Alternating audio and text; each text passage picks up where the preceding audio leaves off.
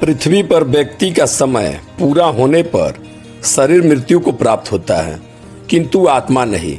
आत्मा अदृश्य है, केवल बाहरी आवरण के रूप में ही शरीर दिखाई पड़ता है।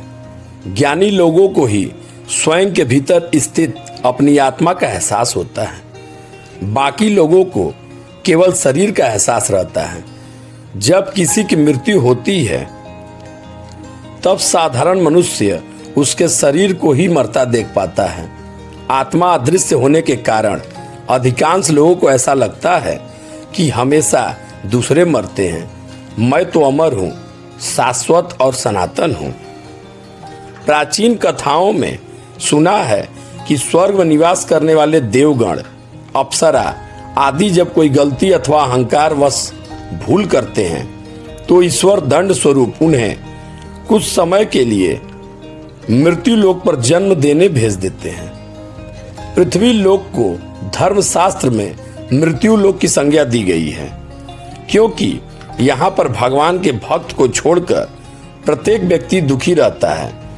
ऐसा कहा जाता है कि श्राप के कारण पृथ्वी पर जन्म लेकर देवगण अप्सराओं को पृथ्वी पर अपने कर्म फल को भोगना पड़ता है।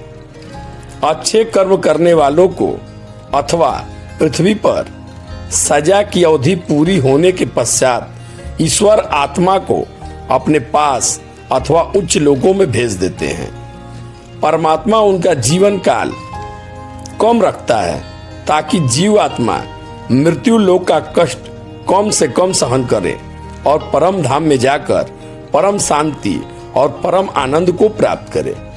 अगर किसी जीव आत्मा ने बहुत बुरे कर्म किए हैं, बहुत ज्यादा लोगों को सताया है, दुख पहुंचाया है, तो उसे पृथ्वी पर अधिक समय रहकर हिसाब किताब चुकाना ही पड़ता है। इसलिए उस जीवात्मा को लंबे समय तक मृत्यु लोक में जीवन दिया जाता है। ऐसा विद्वानों का मत है। मानव स्त्री पुरुष की मंजिल मोक्ष प्राप्ति है। अगर धर्म शास्त्रों की माने तो मानव जीवन परमात्मा की शास्त्र विधि अनुसार साधना करके जन्म मरण के बंधनों से हमेशा हमेशा के लिए मुक्त होकर मोक्ष प्राप्त करने के लिए हुआ है। धर्म शास्त्र के अनुसार जो लोग भले कर्म करते हैं वह जल्दी मोक्ष प्राप्त कर लेते हैं।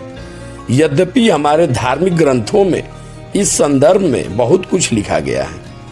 मृत्यु कई प्रकार से होती है, जिसमें रोग, शोक, आकस्मिक दुर्घटना, बुढ़ापा आदि कई कारण होते हैं। सरल भाषा में कहें तो शरीर से प्राण छोड़ना ही मृत्यु है।